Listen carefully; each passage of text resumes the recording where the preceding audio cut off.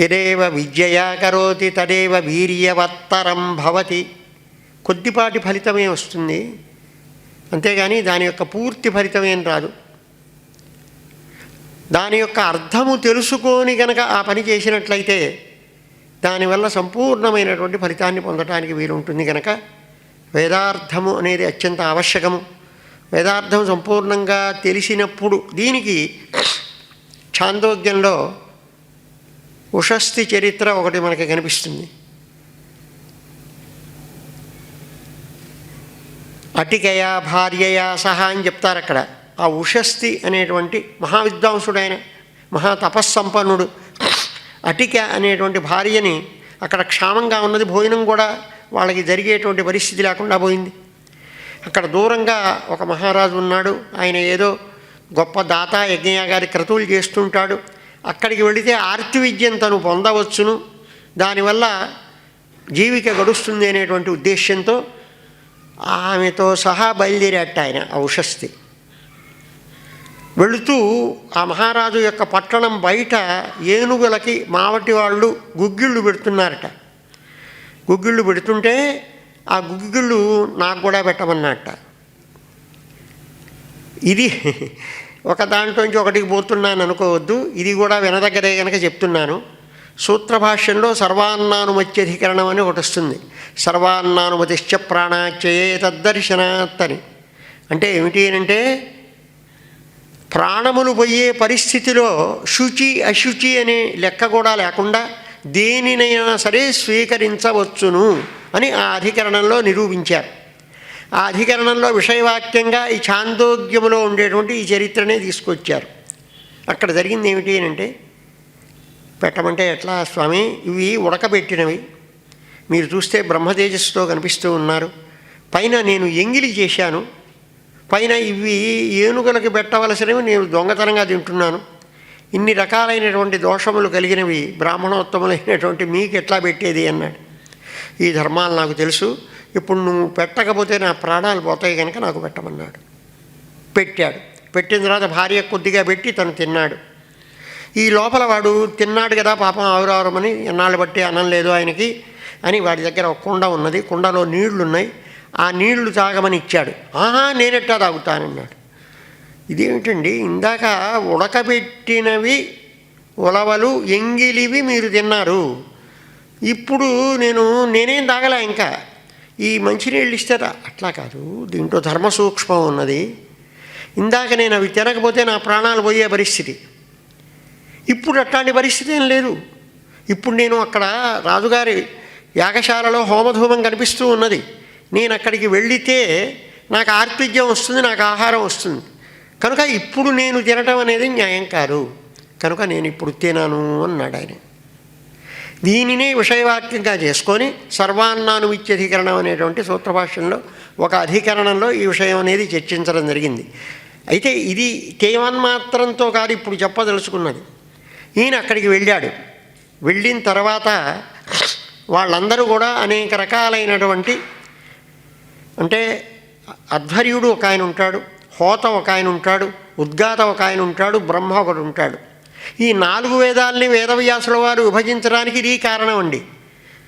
ఏకరాశిగా ఉన్నటువంటి వేదములలో ఈ భాగములను ప్రత్యేకముగా స్వీకరించి వాటి యొక్క సమన్వయం చేసుకోవడం కలియుగంలో అల్పమేధస్కులైనటువంటి వాళ్ళకి సాధ్యం కాదు.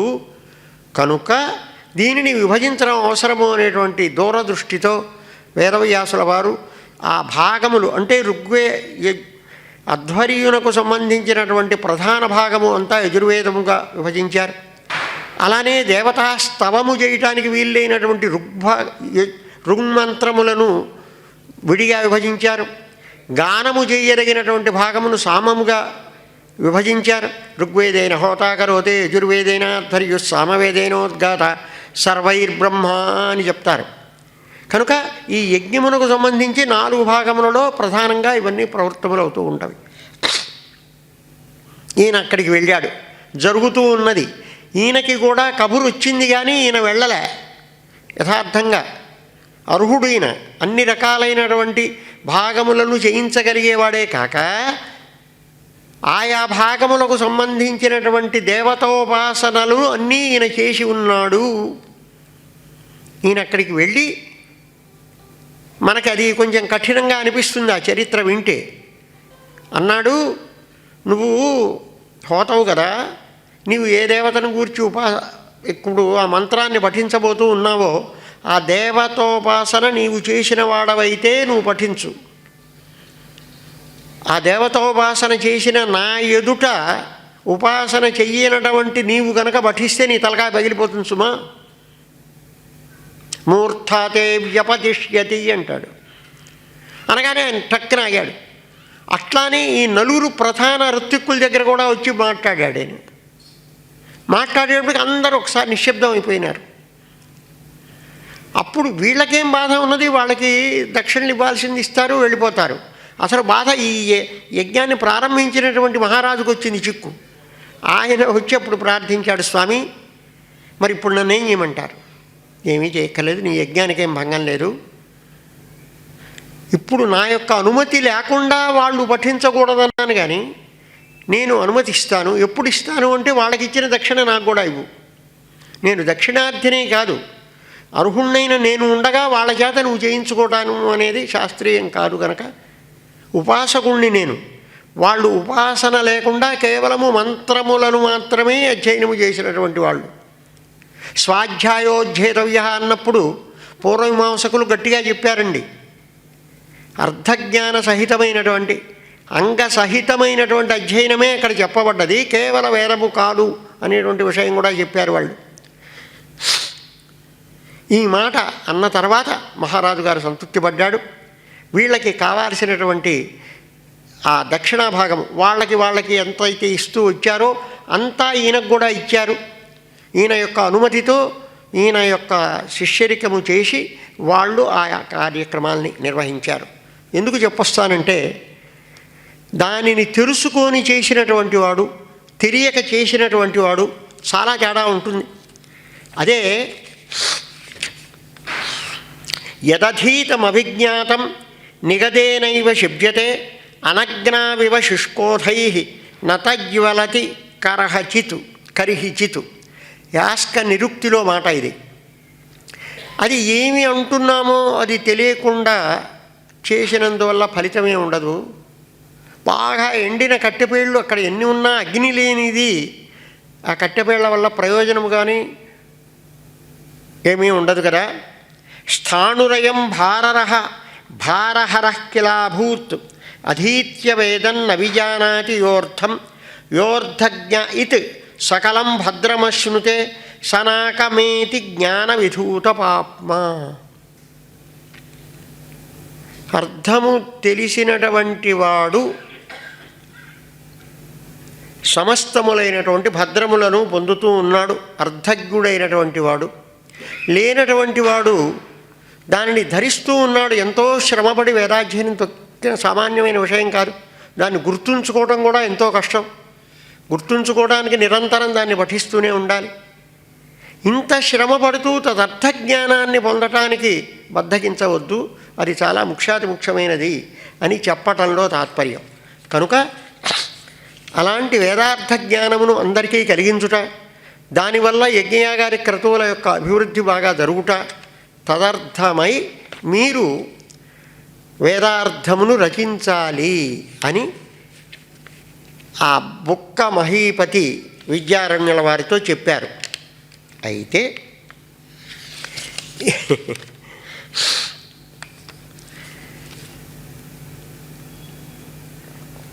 ఆ శ్లోకాలు రేపు ఎడిజేరి ఆ భాష్యం చదువుకుంటాము. తెచ్చానా? చాలా.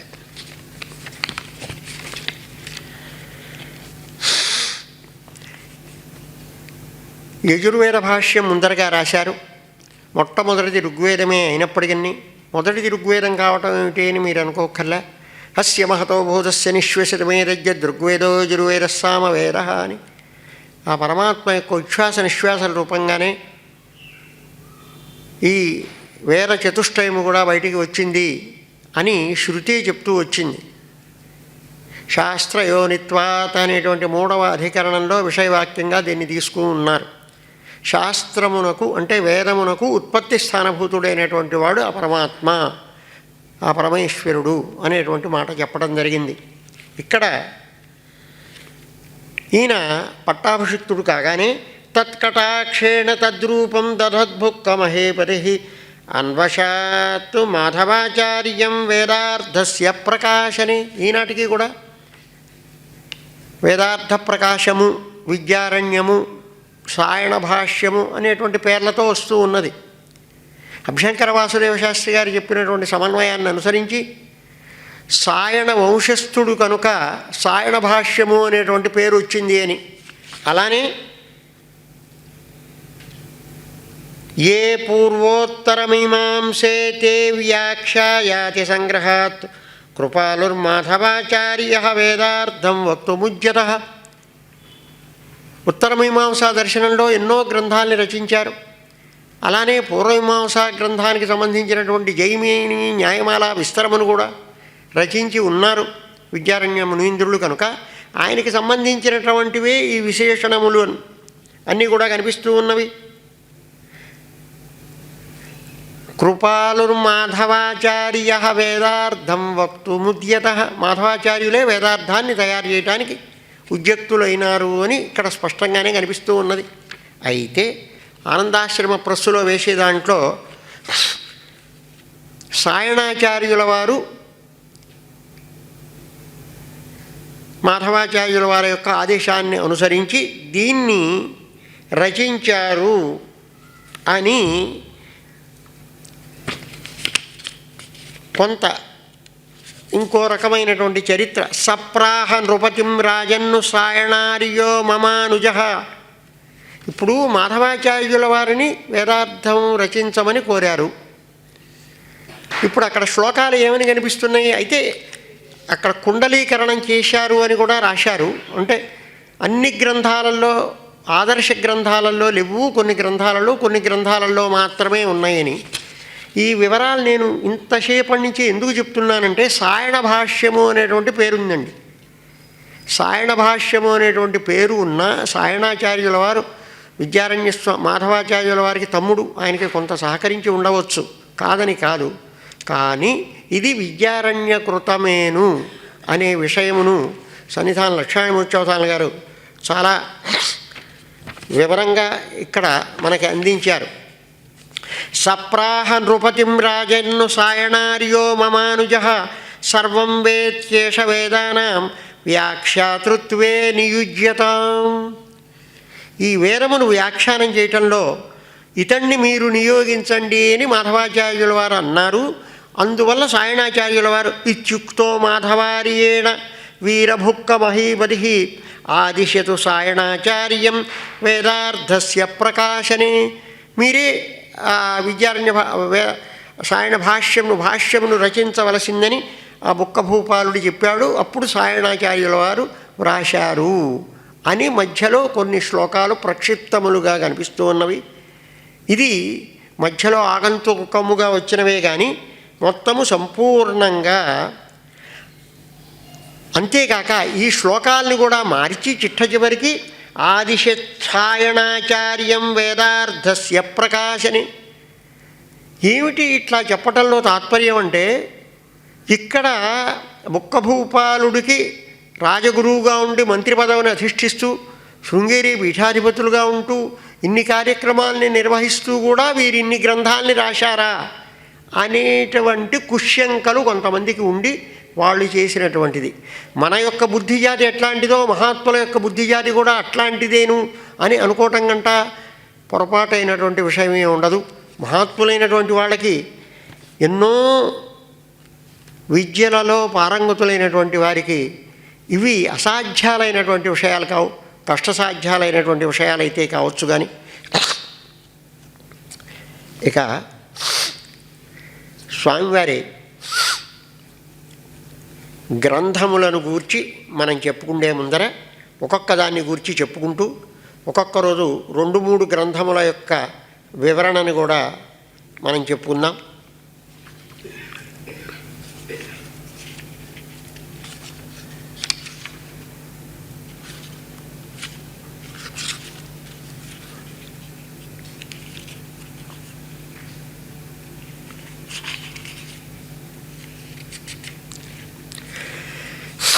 స్వామివారిని గురించి అనుకుండేవాళ్ళట. ఈయన 4 వేదాలకి వ్యాఖ్యానం రాశారు కదా. మరి ఈయన చతుర్ముఖ బ్రహ్మ యొక్క 4 ముఖముల నుండి 4 వేదములు ఎట్లా అయితే వచ్చినవో ఈయన ముఖము నుండి అట్లానే వచ్చినవే. కిం బ్రహ్మ న చతుర్ముఖ, ఈయన చతుర్ముఖుడు ఎట్లా అవుతాయండి? ఈయనకు ఒకటే ముఖం ఉంది కదా. కిము హరిహి, లేకపోతే మహావిష్ణువు ఆయన అంటే త్రిమూర్త్యాత్మకుడుగా కనిపిస్తూ ఉన్నారు విద్యారణ్య మునీంద్రుడు. కిము హరిహి దోష్ణోర్న చాంబ్రేడితం, 2 చేతులు కనిపిస్తున్నాయి విద్యారణ్య స్వామి వారికి. ఈయన్ని మరి హరి అని ఎట్లా అందాం, విష్ణు అని ఎట్లా అందాం? కిం వా శంభురసౌ, పోనీ ఈయన శంకర పీఠంలో పీఠాధిపతులుగా ఉన్నారు కదా, పోనీ ఈయన పరమశివుడా? ఇంతటి విజ్ఞానం ఎవరికి ఉంటుంది కనుక అని అంటే, అసౌ నా దృష్టి విషయే వైలక్ష్యమాలక్ష్యతే, ఏది ఈయనకి 3వ కన్ను ఉందా? లేదు కదా. 3వ కన్ను ఉంటే కదా మనం శివుడు అని అనుకోవడానికి వీరు. ఇత్యాలోచ్య చిరం విపశ్చిదధియ పశ్చాద్విపశ్చిద్గణా విద్యారణ్య గురుం కిమస్య నయ విద్యోతి పరం మన్యతే. అందరి కళ్ళకి జ్యోతిస్సుని ఏర్పరుస్తూ ఉన్నటువంటి విద్యారణ్య మునీంద్రులే సుమా అని చిట్ట చివరికి నిర్ణయించుకున్నారట. అంటే అంతటి మహాత్మ్యం ఉన్నటువంటి మహానుభావుడు అని చెప్పడంలో తాత్పర్యం. అంతేకాదు అనేక మంది ఉన్నారు. కాకతీయ నరేంద్రుడి దగ్గర యుగంధరుడు అనేటువంటి మంత్రి ఉండేవాట. అంతేకాదు ఇంద్రస్యాంగిరస, త్రిలోకాధిపతి అయినటువంటి ఇంద్రులకు బృహస్పతి మంత్రిగా ఉన్నాడయ్యా. నలస్య సుమతి, నలచక్రవర్తికి సుమతి అనేటువంటి ఒక మహామంత్రి ఉండేవాడు. శైబ్యస్య మేధాతిథి, శైబ్యునకు మేధాతిథి అనేటువంటి ఒక మహామంత్రి ఉండేవాడు. ధౌమ్యో ధర్మసుతస్య, ధర్మరాజుకి ధౌమ్యుడు గురువుగా ఉండేవాడు. వైన్య నృపతే స్వోజా, వైన్యునకు ఓజస్సు అనేటువంటి మహర్షి ఉండేవాడు. నిమేర్గౌతమి, జనకవంశంలో పుట్టినటువంటి మొదటి మహారాజు నిమి, ఆయనకి గౌతముని యొక్క కుమారుడైనటువంటి శతానందుడు. ప్రత్యగ్దృష్టిరరుంధతి సహచర రామస్య పుణ్యాత్మన, అరుంధతి సహచర అని ఏమిటి? ఆ వశిష్ఠుడు మహాత్ముడు, నారాయణం పద్మభూమం వశిష్ఠం అని బ్రహ్మమానసపుత్రుడు. ఆయన అంత గొప్పవాడే. కానీ బ్రహ్మమానసపుత్రుడు చాలామంది ఉన్నారు, కానీ అరుంధతి యొక్క భర్త ప్రత్యగ్దృష్టిరరుంధతి సహచర రామస్య పుణ్యాత్మన, పుణ్యాత్ముడైనటువంటి రామచంద్రమూర్తికి ఎట్లాగైతే వశిష్ఠుడో, యద్వత్తస్య విభోరభూత్ కులగురు మంత్రీ తథా మాధవ, బుక్కభూపాలునికి అట్లానే మహామంత్రిగా కులగురువుగా ఉంటూ ఆదేశకుడుగా ఉండేవారు స్వామివారు. ఒకటే చెప్పారట, అమంత్రమక్షరం నాస్తి నాస్తి మూలమనౌషధం అయోగ్య పురుషో నాస్తి యోజకస్తత్ర దుర్లభ అని. అక్షరములలో మంత్రము కానిది ఏదీ లేదు. ఏ వృక్షము యొక్క మూలమునైనా తీసుకోండి, అది ఔషధిగానే దాన్ని మలుచుకోవచ్చు. ఎందువల్లంటే సామాన్యంగా అన్ని విద్యలలో ఇంతటి పారంగతత్వం ఎట్లా వస్తుందో ఆశ్చర్యంగానే ఉంటుంది. వైద్యంలో కూడా మాధవ నిదానం అనే ఒక పుస్తకం, మాధవ నిదానం అంటారండి. నా బాల్యంలో ఇక్కడ నోరి రామశాస్త్రి గారిది ఒక కళాశాల ఉండేది, ఆయుర్వేదం కళాశాల. ఇప్పటికీ ఉందే. దానిలో 2వ సంవత్సరం పాఠ్యభాగంలో ఈ మాధవ నిదానం ఉండేది, విద్యారణ్య స్వామి వారు రచించింది. దేనిలో ఆయనకి ప్రవేశం లేదా అని అంటే ఏది చెప్పడానికి వీల్లేదు. నాస్తి మూలమనౌషధం అయోగ్య పురుషోనాస్తి, వాడెందుకు పనికిరాడు అని ఎవరిని చెప్పడానికి వీల్లేదు. ఎట్లాగైనా సాధించవచ్చు, వాడిని యోగ్యుణ్ణిగా మనం తయారు చేసుకోవచ్చు. యోజకస్తత్ర దుర్లభ. అది పోతే 1267 ఏడి వైశాఖ శుద్ధ సప్తమి విద్యారణ్య మునీంద్రుల యొక్క జన్మదివసం. ఈనాటికి కూడా అట్లానే చేసుకుంటూ ఉంటాం. ఇంకోటి కూడా గుర్తొచ్చేది ఏమిటంటే, మాకు ఆ విద్యారణ్య స్వామి వారి జననం నాడే సుప్రసిద్ధ ప్రవచనకర్తలు సామవేదం షణ్ముఖ శర్మ గారు, ఆయన జన్మదినం కూడా అదే సప్తమి. మీరు విద్యారణ్య స్వామి వారు పుట్టినరోజునే పుట్టారండి అని ఆయన్ని భూషిస్తూ ఉండేవాళ్ళం. తర్వాత ఆశ్రమ స్వీకారం అనేది 1331. అయితే తర్వాత పీఠాధిపత్యం వేరు, అది నామకహ జరిగేదే. కానీ అప్పటి నుండి అక్కడ శృంగేరి పీఠంలో ఎంతటి అభివృద్ధికి ఈ బుక్క మహీపాలుడు, ఆయన యొక్క పుత్రుడు కూడా 3 తరముల రాజులకి కులగురువుగా ఉన్నారు మాధవాచార్యుల వారు, విద్యారణ్య స్వామి వారు. ఎన్నో భూములను, ఎన్నో రకాలైనటువంటి ఆభరణములను ఆ శృంగేరి పీఠమునకు, అలానే శాఖాపీఠమైనటువంటి విరూపాక్ష పీఠమునకు సంపాదించారు.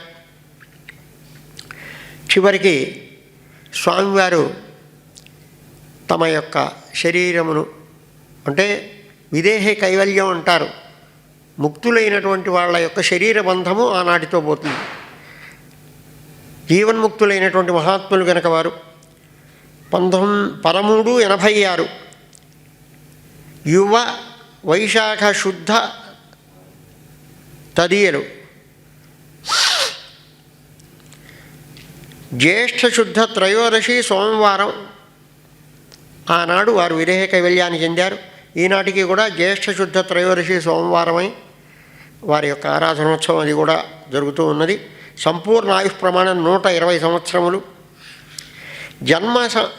జన్మస్థానం కిష్కింధ అంటే విజయనగరము, ఓరుగల్లని కొంతమంది, అలానే శ్రీశైలానికి దక్షిణ భాగంలో కర్ణాటక ప్రాంతానికి చెందినటువంటి ఆనగొందికి కొద్ది దూరంలో అని ఉప్పలూరు గణపతి శాస్త్రి గారు రాయటం జరిగింది. ఏదైనప్పటికీ కర్ణాటక బ్రాహ్మణ సంప్రదాయమే, కర్ణాటక బ్రాహ్మణులుగానే ఉన్నారు. శ్రీమత్ సాయణ దుగ్ధాబ్ధి కౌస్తుభేన మహౌజస క్రియతే మాధవార్యేణ సర్వదర్శన సంగ్రహ అని ఇందాక సర్వదర్శన సంగ్రహాన్ని రాస్తూ, సాయణ దుగ్ధాబ్ధి కౌస్తుభేన, కౌస్తుభమణి ఎక్కడ దొరికింది? మహావిష్ణువు మెళ్ళో ధరించేటువంటి కౌస్తుభమణి సముద్రంలోనే దొరికింది. అట్లానే సాయణ వంశము అనేటువంటి ఒక క్షీర సముద్రంలో విద్యారణ్య స్వామి వారు అనేటువంటి ఒక మణి ఉద్భవించిందిట. ఆయన చేతనే సర్వదర్శన సంగ్రహము రచింపబడ్డదేనా శ్లోకం. దీనివల్ల ఏం తేలుతున్నది అంటే, సాయణ వంశంలో పుట్టారు. సాయణాచార్యుల వారని ఈయన తమ్ముడికి పేరు కూడా పెట్టుకొని ఉండవచ్చు, అది కాదనే అనటంలే. కానీ ఈయన పుట్టిన వంశం కూడా సాయణ వంశము అని,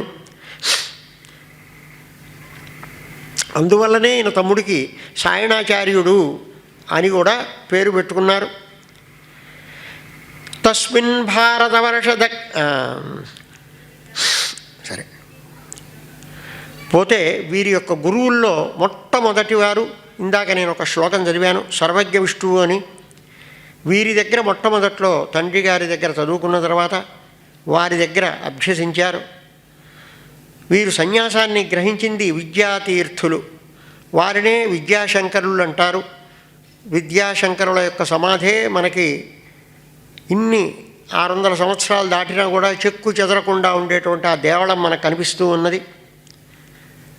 అయితే ఇద్దరు శిష్యులు కనుక ముందర సన్యాసం, జ్యేష్ఠులు విద్యారణ్య స్వామి వారే అయినప్పటికీ ముందర సన్యాసం భారతీ కృష్ణతీర్థులు తీసుకున్నారు కనుక వారు ముందర పీఠాధిపతులు అయినారు. వారి తర్వాత పీఠాధిపతులుగా ఒక 6 సంవత్సరాలు మాత్రమే విద్యారణ్య మునీంద్రులు శృంగేరి పీఠాధిపతులుగా ఉన్నారు. శృంగేరి ఇప్పుడు విధుశేఖర భారతీ స్వామి వారు ఉన్నట్టుగా దాదాపు 70 సంవత్సరాలు ఉన్నారు. కానీ పీఠాధిపతులుగా ఉన్నది 6 సంవత్సరాలు మాత్రమే. అది వారి సమయంలోనే అతఃపూర్వం భగవత్పాదుల వారు ఏదైతే దారుమయమైనటువంటి శారదాంబ ప్రతిష్ఠ చేశారు. దానిని మార్చి పంచలోహమయమైనటువంటి స్వర్ణమయమైనటువంటి శారదాంబను ఇప్పుడు మనం అందరం దర్శిస్తూ ఉన్నటువంటి ఆ శారదాంబను ప్రతిష్ఠించినటువంటి మహాత్ములు కూడా విద్యారణ్య మునీంద్రులయ్యే ఉన్నారు. ఇక శంకరానందులు ఉప్పలూరు గణపతి శాస్త్రి గారు వారిని గురించి చాలా ఘనంగా చెప్పారు. మనకి వేదాంత పంచదశిలో కూడా మొదటి శ్లోకంలో దానికి వ్యాఖ్యాంతరాలు కూడా ఉన్నాయనుకోండి. నమశ్రీ శంకరానంద గురుపాదాంబు జన్మనే సవిలాస మహామోహ గ్రాహగ్రాసైక కర్మణే అని వేదాంత పంచదశిలో మొట్టమొదట్లో రాసింది. మహామాంత్రికులు ఆయన. అందుకని ఈ పంచదశి అనేటువంటి పేరు దీనికి పెట్టారు అని.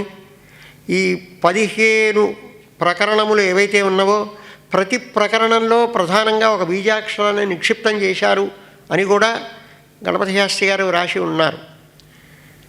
అయి ఉండవచ్చు. దాన్ని అస్మరాదులం ఎవరం గుర్తించలేకపోతూ ఉన్నాము. కానీ అలాంటి గ్రంథము సామాన్యంగా లభ్యం కాదు. అత్యద్భుతమైనటువంటి గ్రంథం. దాంట్లో శంకరానంద గురుపాదాంబు జన్మనే అని శంకరశ్చ ఆనందశ్చ శంకరానంద.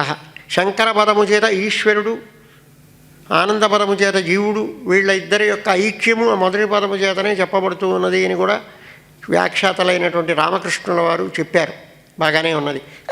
కానీ అసలు గురువులు శంకరానందులు ఉన్నారు, విద్యా గురువులైనటువంటి శంకరానందులు కూడా ఉన్నారు అనేటువంటి మాట మాత్రం నిశ్చయమైనటువంటిదే.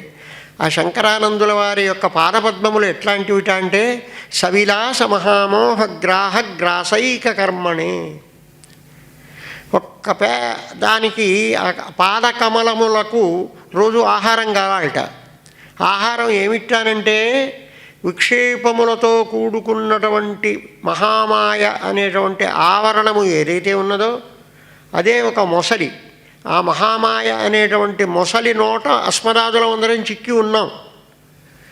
అయితే ఆ శంకరానందులు గురువులు వారి యొక్క పాదపద్మములను ఆశ్రయించడం వల్ల ఆ పాదపద్మాలకు ఆహారం ఇట్ట అంటే ఇట్లాంటి మొసళ్ళని తింటూ ఉంటుందిట. సవిలాస మహామోహ గ్రాహగ్రాస ఏకకర్మణే.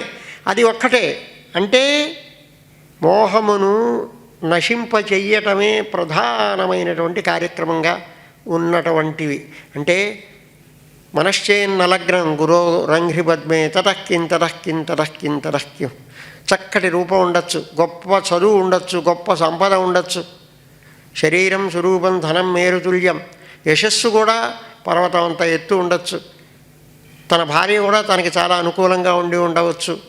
ఇవి ఏవి ఉన్నా మనశ్చేన్నలగ్నం గురో రంఘ్రిపద్మే. ఆ గురువుల వారి యొక్క పాదపద్మములైంది కనుక మనస్సు లగ్నం కాకపోతే వీటి వల్ల ఏం ప్రయోజనం, వీటి వల్ల ఏం ప్రయోజనం, వీటి వల్ల ఏం ప్రయోజనం అని అనుకోవలసి వస్తుంది. అలాంటి భక్తిభావంతో విద్యారణ్య మునీంద్రుడు ఆ వేదాంత పంచదశిని మొదలుపెట్టారు. దాంట్లో తమ యొక్క గురువులు నలుగురుగా ఇప్పటికి చెప్తూ ఉన్నారు. తండ్రి గారు కాకనే వాళ్ళందరి దగ్గర సమస్తములైనటువంటి విషయములను తెలుసుకుంటూ ఉన్నారు. సర్వజ్ఞ అనేటువంటి పేరుని కూడా వారు పొందారు. ఇందాకనే చెప్పి ఉన్నాను కదా. ఇంతేకాక వేదాంతాశీర్వదము అని తర్వాత విజయము అంతే. ఇక భాష్యాన్ని ప్రారంభిస్తూ అంటే ఇంకొక 5 నిమిషాలు ఉంది. ఇంకొక 5 నిమిషాలు.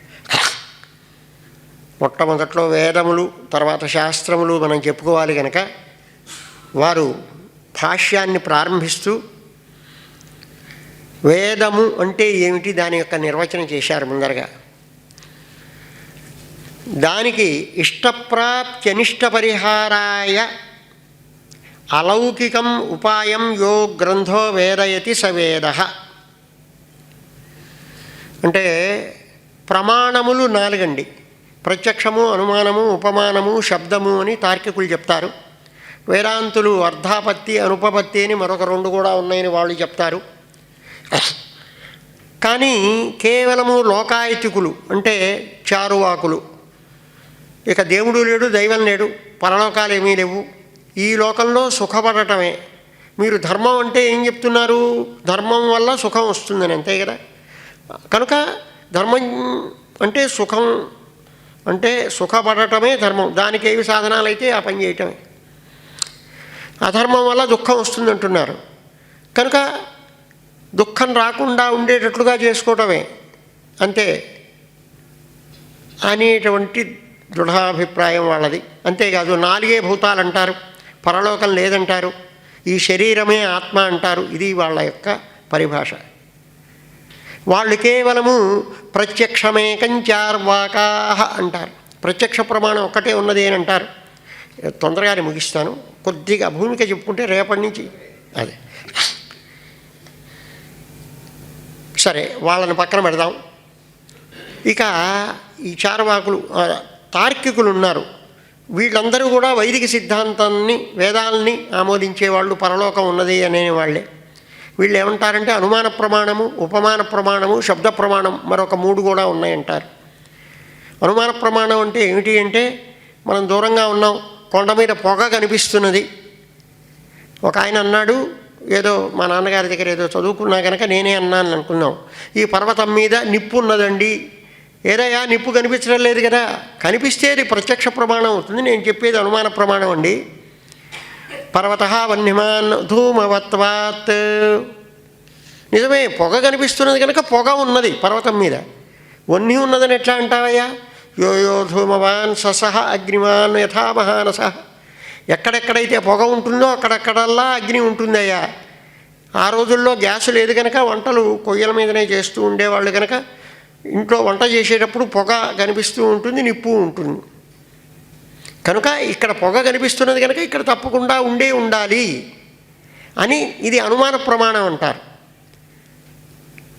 దాంట్లో కూడా సద్ధేతువులు అసద్ధేతువో ఆ తర్కశాస్త్రం అంతా దాన్ని గురించే ఎక్కువ భాగం ఉంటుంది. ఎందువల్లంటే పర్వత వన్యమాన్ ధూమాత్ అనొచ్చు, కానీ పర్వత ధూమవాన్ వన్హే అనకూడదు. పర్వతమునందు ధూమము ఉన్నది, వన్హి ఉన్నది కనుక అనే మాట అనటానికి లేదు.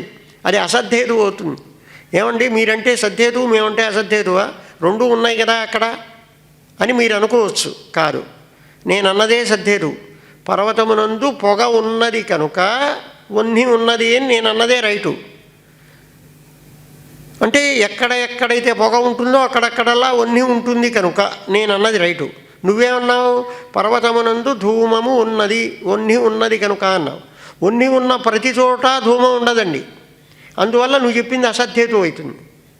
ఎర్రగా కాలిన ఇనపకర్ర ఉంది, అక్కడ మీకు పొగ కనిపిస్తున్నదా? అయోగోళకం అంటారు దాన్ని. కనుక ధూమము కంట అధిక దేశవృత్తి వన్హి. అధిక దేశవృత్తి అయినటువంటి అగ్ని న్యూనదేశవృత్తి అయినటువంటి ధూమం ఉన్నప్పుడే ఉన్నది అని చెప్పుకోవడానికి వీలవుతుంది. ఇది అనుమాన ప్రమాణం అంటారు. ఇక శబ్ద ప్రమాణం అంటే అన్నీ మనకి తెలియవు కదా. జ్యోతిష్ఠోమైన స్వర్గకామో చేత జ్యోతిష్ఠోమ యాగం చేస్తే స్వర్గం వస్తుంది అని చెప్తున్నారు. ఇది వేదం చెప్పింది కనుక మనకి ప్రమాణం, అది ఖాయంగా మనం అనుకోవాలి. శబ్ద ప్రమాణాన్ని అంగీకరించే వాళ్ళందరూ వైదికులు. శబ్ద ప్రమాణాన్ని అంగీకరించని వాళ్ళు, ప్రత్యక్ష ప్రమాణాన్ని మాత్రమే అంగీకరించే వాళ్ళు చారువాకులు. ఇలా ఉంది. ఇట్లా ఉండగా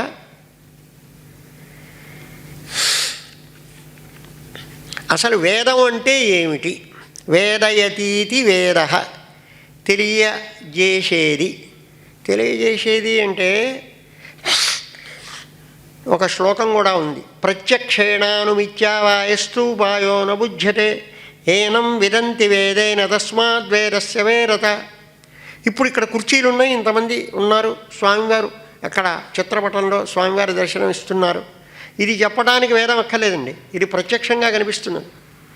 అన్నం తింటే ఆకలి తీరుతుంది అని చెప్పడానికి కానీ, ఎవరైనా దెబ్బ కొడితే బాధ కలుగుతుంది అని చెప్పడానికి కానీ వేదం అక్కర్లే, ప్రత్యక్ష ప్రమాణం చాలు. అలానే పర్వతం మీద వన్హి ఉన్నది అని చెప్పడానికి కూడా వేదం అక్కర్లే, అనుమాన ప్రమాణం ద్వారా దాన్ని సాధించవచ్చు. ప్రత్యక్ష అనుమాన ప్రమాణముల ద్వారా దేనిని సాధించలేమో దానిని చెప్పేది కనుక అది వేదము. ఆ వేదవాక్యం లేనిది జ్యోతిష్ఠోమయాగం చేస్తే స్వర్గం వస్తుంది అని మనం యుక్తి ద్వారా కానీ ప్రత్యక్ష ప్రమాణము ద్వారా కానీ మనం సాధించలేం కదా. కనుక అట్లా తెలియజేసేది వేదము అని మొదలుపెట్టారు. దాన్ని గూర్చి భాష్యంలో కొంత భాగాన్ని అక్కడక్కడ స్వారస్యమైనటువంటి విషయములను కొన్ని చెప్పుకుందాం. ఒక రోజుకి రోజు వేదాంత పంచదశిని గూర్చి చెప్పుకుందాం. అట్లానే జీవన్ముక్తి వివేకము, అలానే బృహదారణ్య వార్తిక సారము ఎన్నో ఉన్నాయి వాళ్ళల్లో చెప్పవలసినటువంటి మహాత్ముల యొక్క విషయము. ఇవాళనే చరిత్ర భాగం కనుక కొంచెం అటు ఇటు తోడుకోవటం అవుతుంది.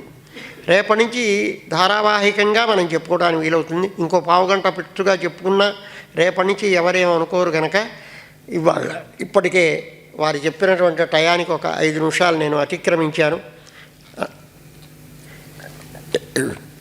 ధర్మస్య జయోస్తు అధర్మస్య నాశోస్తు ప్రాణిషు సద్భావనాస్తు విశ్వస్య కళ్యాణమస్తు. హరయే నమః హరయే నమః. స్వస్తి ప్రజాభ్యః పరిపాలయంతాం న్యాయ్యేన మార్గేణ మహిం మహీషాః. గోబ్రాహ్మణేభ్యః శుభమస్తు నిత్యం. లోకాః సమస్తాః సుఖినో భవంతు. కాలే వర్షపర్జన్యః పృథివీ సస్యచారిణీ. ఏషోऽयं క్షోభరహితో బ్రాహ్మణాः సन्तు నిర్భయాः. అపుత్రాः పుత్రిణः సन्तు పుత్రిణः సन्तు పూర్తినः. అధనాः సధనాः సन्तు జీవంతు శరదాం శతం. మంగళం కోసలేంద్రాయ మహనీయ గుణాత్మనే చక్రవర్తి తనూజాయ సార్వభౌమాయ మంగళం. సార్వభౌమాయ మంగళం.